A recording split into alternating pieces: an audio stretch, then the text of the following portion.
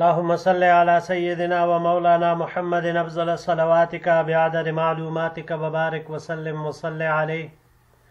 بسم اللہ الرحمن الرحیم. عزیز طلباء کرام، امید ہے انشاءاللہ العزیز آپ سب خیر و عافیت کے ساتھ ہوں گے. جامع السنن الترمذی جلد ثانی کے ابواب صفت القیامہ کہ ایک اور باب شفاعتی لأہل الکبائر من امتی کے ساتھ اللہ جل شانہ کے فضل و کرم سے آپ حضرات کے خدمت میں حاضر ہونے کا موقع ملا. بحمد اللہ تعالی. عزیز طلباء کرام، آج ہمارا سبق نمبر 205 ہے، تو بڑھتے ہیں اپنے سبق کی طرف. باب منہ. وبه قال حدثنا العباس العنبري قال حدثنا عبد الرزاق عن معمر عن ثابت عن انس رضی اللہ تعالی عنہ قال. ہمیں روایت کی عباس عنبری نے، انہوں نے عبد الرزاق سے، انہوں نے معمر سے، انہوں نے ثابت سے، انہوں نے حضرت انس رضی اللہ تعالی عنہ سے کہ انہوں نے فرمایا قال رسول اللہ صلی اللہ علیہ وسلم، حضور نبی کریم صلی اللہ علیہ وسلم نے ارشاد فرمایا شفاعتی لأہل الکبائر من امتی، گناہ کبیرہ کرنے والوں کے حق میں میری شفاعت صرف میری امت کے لوگوں کے لیے خاص ہوگی اور کسی دوسری امت کے لیے نہیں ہوگی. وفی الباب عن جابر، اس باب میں حضرت جابر رضی اللہ عنہ سے روایت ہے ھذا حدیث حسن صحیح غریب من ھذا الوجہ، یہ حدیث حسن صحیح ہے اور غریب ہے اس طریق کے ساتھ. وبه قال حدثنا محمد بن بشار قال حدثنا ابو داود الطیالسی عن محمد بن ثابت البنانی عن جعفر بن محمد عن ابیہ عن جعفر بن عبداللہ قال. ہمیں روایت کی محمد بن بشار نے، انہوں نے روایت کی ابو داود الطیالسی سے، انہوں نے محمد بن ثابت البنانی سے، انہوں نے جعفر بن محمد سے، یہ اپنے والد محمد سے نقل کرتے ہیں اور وہ حضرت جابر بن عبداللہ رضی اللہ تعالی عنہ سے نقل کرتے ہیں کہ انہوں نے فرمایا قال رسول اللہ صلی اللہ علیہ وسلم، حضور نبی کریم صلی اللہ علیہ وسلم نے ارشاد فرمایا شفاعتی لأہل الکبائر من امتی، گناہ کبیرہ کرنے والوں کے حق میں میری سفارش، میری شفاعت صرف میری امت کے لیے مخصوص ہوگی. قال محمد بن علی نے کہا فقال علی جابر، مجھے جابر رضی اللہ تعالی عنہ نے فرمایا یا محمد من لم یکن من اہل الکبائر فما له وللشفاعت، اے محمد جس کے گناہ کبیرہ نہ ہو تو اسے شفاعت سے کیا تعلق، یعنی اسے گناہوں کی معافی کے لیے شفاعت کی ضرورت ہی نہیں. ہاں البتہ یہ ہو سکتا ہے کہ رفع درجات کے لیے ضرورت پڑے گی. ھذا حدیث غریب من ھذا الوجہ، یہ حدیث غریب ہے اس طریق سے. وبہ قال حدثنا الحسن بن عرفہ قال حدثنا اسماعیل بن عیاش قال حدثنا عن محمد بن زیاد الالہانی قال سمعت ابا امامۃ رضی اللہ تعالی عنہ یقول.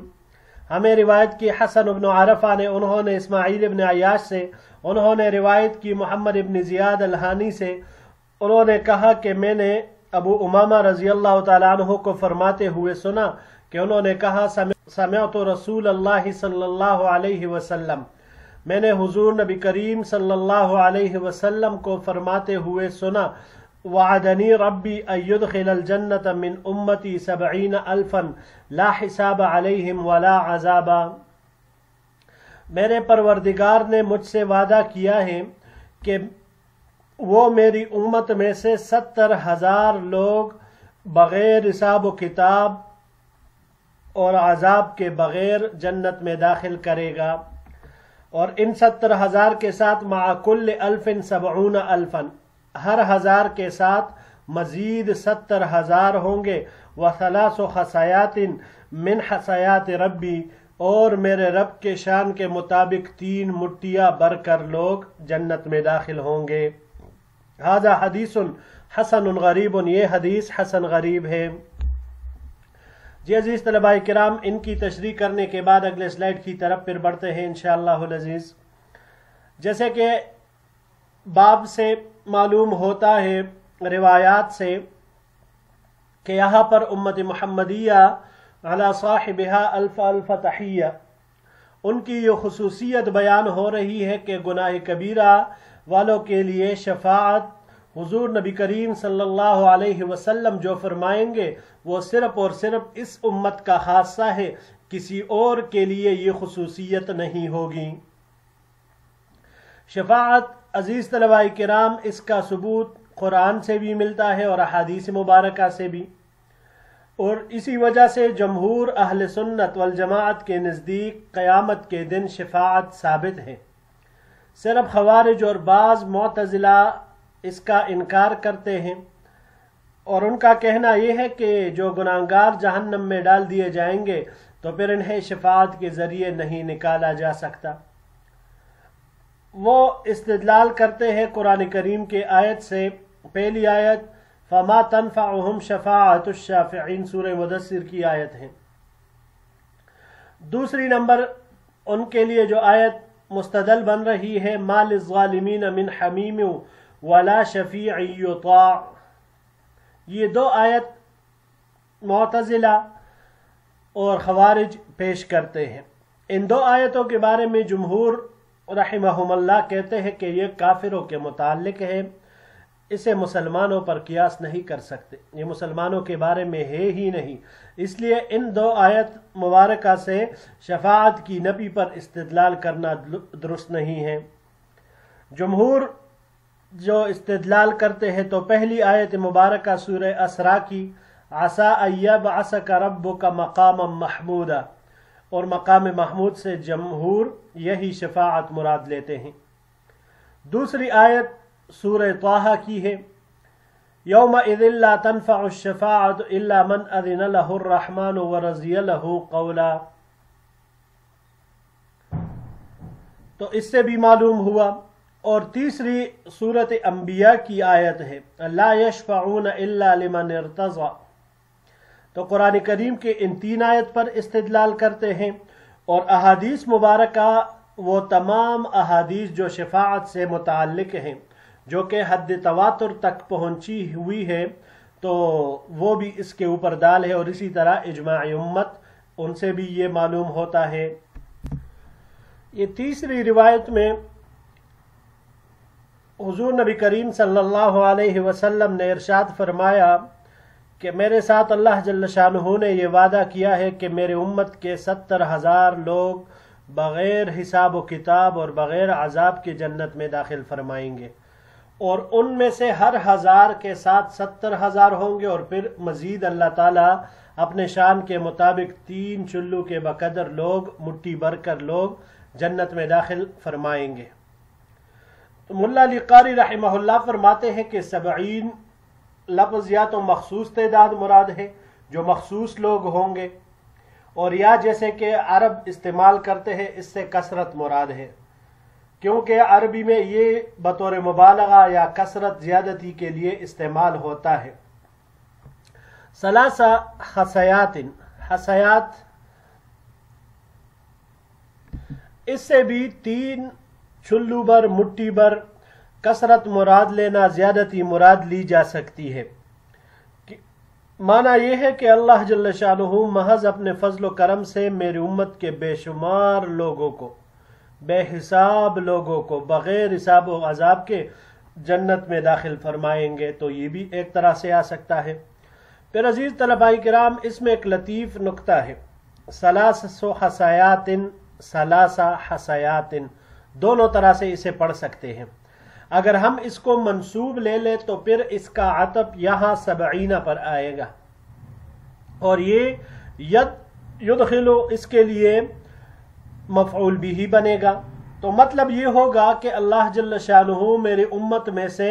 70,000 لوگوں کو اور اپنی 3 مٹھیوں کے بقدر افراد جنت میں داخل فرمائیں گے۔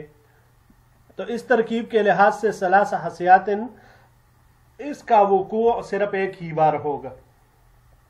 لیکن اگر ہم اس کو مرفوع لے لیں، جیسے ہم نے مرفوع پڑھا ہے، تو پھر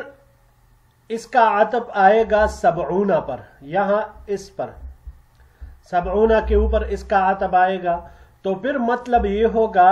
کہ ہر 1000 کے ساتھ 70,000 اور 3 مٹھی کے بقدر لوگ اللہ جنت میں داخل کریں گے. تو پھر 3 حسیات یہ 70 بار ہوگا، کیونکہ 70,000 لوگ ہیں، ہر 1000 کے ساتھ 3 مٹھی آپ ملاتے جائیے، تو لہٰذا یہ 70 مرتبہ اس طرح 3 حسیات وہ آئیں گے. تو یہی وجہ ہے کہ علماء نے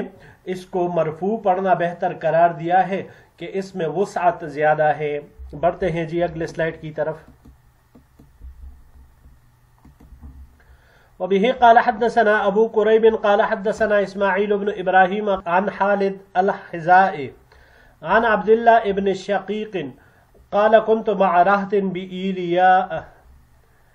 ہمیں روایت کی ابو قریب نے، انہوں نے روایت کی اسماعیل بن ابراہیم سے، انہوں نے خالد الحذاء سے، انہوں نے عبداللہ ابن شقیق سے، انہوں نے کہا کہ میں ایلیا شہر میں ایک خاندان کے ساتھ تھا. فقال رجل منہم، تو ان میں سے ایک آدمی نے کہا سمعت رسول اللہ صلی اللہ علیہ وسلم یقول، کہ میں نے حضور نبی کریم صلی اللہ علیہ وسلم کو فرماتے ہوئے سنا، یدخل الجنت بشفاعت رجل من امتی اکثر من بنی تمیم، کہ میری امت میں سے ایک نیک آدمی کی شفاعت کی وجہ سے بنو تمیم کے آدمیوں کی تعداد سے بھی زیادہ لوگ جنت میں داخل ہوں گے. قیل یا رسول اللہ سوا کا، اے اللہ کے رسول صلی اللہ علیہ وسلم وہ شخص آپ کے علاوہ ہے؟ قال سوایا، حضور نبی کریم صلی اللہ علیہ وسلم نے فرمایا میرے علاوہ. فلما قام قلت من هذا قالوا هذا ابن ابی الجزعاء. جب وہ کھڑا ہوا تو میں نے پوچھا کہ وہ کون ہے جس نے اس روایت کو بیان کیا، تو لوگوں نے کہا کہ یہ عبداللہ ابن ابی الجزعاء ہے رضی اللہ تعالی عنہ. هذا حدیث حسن صحیح غریب، یہ حدیث حسن صحیح غریب ہے. وابن ابی الجزعاء ہوا عبداللہ، ان کا نام عبداللہ ہے. وانما يعرف له هذا الحديث الواحد، اور ان سے فقط یہی ایک حدیث ہی معروف ہے. وبه قال حدثنا الحسين بن حريث قال حدثنا الفضل بن موسى عن زكريا بن ابي زائدة عن عطية عن ابي سعيد رضي الله تعالى عنه ان رسول الله صلى الله عليه وسلم قال. ہمیں روایت کی حسین ابن حریث نے، انہوں نے فضل ابن موسیٰ سے، انہوں نے زکریہ ابن ابی زائدہ سے، انہوں نے عطیہ سے، انہوں نے حضرت ابو سعید رضی اللہ تعالی عنہ سے کہ حضور نبی کریم صلی اللہ علیہ وسلم نے ارشاد فرمایا ان من امتی من یشفع للفئام من الناس ومنهم من یشفع للقبیلۃ ومنهم من یشفع للعصبۃ، کہ بے شک میری امت میں سے جن لوگوں کو شفاعت کا حق حاصل ہوگا، اللہ کی طرف سے اجازت ہوگی، تو ان میں سے کوئی تو کئی جماعتوں کی سفارش کرے گا، اور کوئی ایک قبیلے کی سفارش کرے گا، کوئی ایک جماعت کی سفارش کرے گا. وَمِنْهُمْ مَنْ يَشْفَعُ لِلرَّجُلِ، اور ان میں سے بعض ایک ہی آدمی کی سفارش کرے گا، حَتَّى يَدْخُلُ الْجَنَّةَ، یہاں تک کہ وہ سب جنت میں داخل ہو جائیں گے. هَذَا حَدِيثٌ حَسَنٌ، یہ حدیث حسن ہے. جی عزیز طلباء کرام، ان دونوں روایتوں میں یہ بات ذکر ہے کہ قیامت کے دن حضور نبی کریم صلی اللہ علیہ وسلم کے علاوہ نیک لوگ شفاعت کریں گے اللہ جل شانہ کے اذن سے، اللہ کے حکم سے. جن کو اللہ کی طرف سے اجازت ہوگی وہی لوگ سفارش کریں گے. اب پہلی حدیث میں ہم نے صرف ایک شخص کے بارے میں پڑھا کہ وہ اتنے آدمیوں کی سفارش کرے گا جن کی تعداد بنو تمیم قبیلے کے افراد سے بھی زیادہ ہوگی. اب یہاں پر سوال آتا ہے کہ یہ رجل سے کون مراد ہے، کون ہے یہ جو حضور صلی اللہ علیہ وسلم کے علاوہ ہے؟ تو اس میں 3 قول ہے شارحین کے. پہلا یہ کہ بعض حضرات نے اس سے حضرت عثمان ابن عفان رضی اللہ تعالی عنہ مراد لیا ہے. دوسرے نمبر پر بعض حضرات نے اس سے حضرت اویس قرنی رحمہ اللہ مراد لیے ہیں. کیونکہ حضور نبی کریم صلی اللہ علیہ وسلم نے ایک دوسری روایت میں ارشاد فرمایا ہے کہ میری امت میں ایک شخص ہے جسے اویس ابن عبداللہ قرنی کہا جاتا ہے،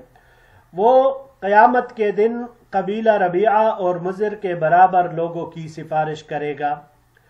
تیسرے نمبر پر جو قول ہے تو بعض حضرات کہتے ہیں کہ نبی کریم صلی اللہ علیہ وسلم نے جب اس آدمی کا نام ذکر نہیں کیا تو اب اس کی تعیین مشکل ہے، لہٰذا اس سے کوئی بھی نیک شخص مراد ہو سکتا ہے، لہٰذا اس میں بحث کرنے کی کوئی ضرورت نہیں ہے۔ اور دوسری روایت سے بھی ہمیں معلوم ہوا کہ جو شخص اللہ کے جتنا قریب ہوگا اتنا وہ زیادہ لوگوں کی شفاعت کرے گا، سفارش کرے گا، حتیٰ کہ کئی جماعتوں کا بھی ایک شخص کرے گا، کوئی ایک قبیلے کا کرے گا، کوئی جماعت کا، کوئی صرف ایک شخص کا کرے گا۔ بڑھتے ہیں جی آخری سلائیڈ کی طرف۔ وبه قال حدثنا ابو هشام محمد بن يزيد الرفاعي الكوفي قال حدثنا يحيى بن اليمان عن حسين بن جعفر عن الحسن البصري رحمه الله قال، ہمیں روایت کی ابو ہشام محمد ابن یزید الرفاعی کوفی نے، انہوں نے کہا کہ ہمیں روایت کی یحییٰ ابن الیمان نے، انہوں نے حسین ابن جعفر سے، انہوں نے حسن بصری سے، انہوں نے فرمایا قال رسول اللہ صلی اللہ علیہ وسلم۔ یاد رکھیے گا حسن بصری نے حضور صلی اللہ علیہ وسلم سے براہ راست نہیں سنا، لیکن اسے مرسل کہا، اس روایت کو مرسل کہا جاتا ہے جس میں صحابی کا واسطہ حذف ہو۔ حضور نبی کریم صلی اللہ علیہ وسلم نے ارشاد فرمایا یشفع عثمان بن عفان رضی اللہ عنہ یوم القیامت بمثل ربیعۃ و مضر، کہ حضرت عثمان بن عفان رضی اللہ تعالی عنہ قیامت کے دن قبیلہ ربیعہ اور مضر کے برابر لوگوں کی سفارش کریں گے۔ یہی پچھلے والی روایت کے بارے میں جیسے ہم نے پڑھا کہ اس سے مراد حضرت عثمان بن عفان رضی اللہ عنہ ہے، تو یہ حضرت حسن بصری رحمہ اللہ کی مرسل روایت ہے، اس سے بھی اس کی تائید ہوتی ہے، واللہ اعلم۔ وبه قال حدثنا حناد قال حدثنا عبدة عن سعيد عن قتادة عن ابي المليح عن عوف بن مالك الاشجعي رضی اللہ تعالی عنہ قال، ہمیں روایت کی حناد نے، انہوں نے عبدہ سے، انہوں نے سعید سے، انہوں نے قتادہ سے، انہوں نے ابو الملیح سے، انہوں نے عوف بن مالک الاشجعی رضی اللہ تعالی عنہ سے، انہوں نے فرمایا قال رسول اللہ صلی اللہ علیہ وسلم، حضور نبی کریم صلی اللہ علیہ وسلم نے ارشاد فرمایا اتانی آتم من عند ربی فخیرنی بین ان یدخل نصف امتی الجنة وبین الشفاعت فاخترت الشفاعت وہی لمن مات لا یشرک باللہ شیئا۔ حضور نبی کریم صلی اللہ علیہ وسلم نے ارشاد فرمایا کہ میرے پروردگار کے پاس سے آنے والے ایک فرشتہ آیا اور اس نے مجھے، میری رب کی طرف سے مجھے دو باتوں کا اختیار دیا، ایک چن لینے کا، منتخب کر لینے کا، کہ یا تو میری امت میں سے نصف کو اللہ جنت میں داخل کر دے، اور یا کہ شفاعت کا حق مجھے حاصل ہو جائے۔ فاخترت الشفاعہ، چنانچہ میں نے شفاعت کرنے کو اختیار کیا پوری امت کے لیے، اور یہ شفاعت ہر اس شخص کے لیے ہوگی جس کی وفات اس حال میں ہو کہ اس نے اللہ کے ساتھ کسی چیز کو شریک نہیں ٹھہرایا ہوگا۔ وقد روی عن ابی الملیح عن رجل آخر من اصحاب النبی صلی اللہ علیہ وسلم عن النبی صلی اللہ علیہ وسلم ولم یذکر عن عوف بن مالک رضی اللہ تعالی عنہ۔ اس روایت کو ابو الملیح سے نقل کیا گیا ہے دوسرے صحابی کے ذریعے سے، اور انہوں نے حضور نبی کریم صلی اللہ علیہ وسلم سے، اس میں عوف ابن مالک رضی اللہ عنہ کا نام نہیں ہے، یعنی کوئی دوسرے صحابی کے سند سے اس کو روایت کیا ہے۔ جی عزیز طلباء کرام، اس آخری روایت سے معلوم ہوا کہ حضور نبی کریم صلی اللہ علیہ وسلم کس قدر اپنی امت کے ساتھ شفقت رکھتے ہیں۔ آپ نے دو امروں میں سے شفاعت کو اختیار کیا، کیونکہ نصب کا جنت میں جانا تو باقی نصب میں سے، مطلب ظاہر سی بات ہے کچھ تو جہنم میں جائیں گے، پھر ہو سکتا ہے باقی پورا نصب چلے جائے، لیکن حضور نبی کریم صلی اللہ علیہ وسلم نے شفاعت کو منتخب کیا تاکہ سب کے لیے سفارش کر سکے، شفاعت کر سکے۔ جی عزیز طلباء کرام، یہی تک ہمارا آج کا سبق تھا۔ انشاءاللہ العزیز زندگی رہی تو اگلے درس میں ایک نئے باب کے ساتھ پھر آپ کی خدمت میں حاضر ہوں گے۔ السلام علیکم ورحمۃ اللہ وبرکاتہ.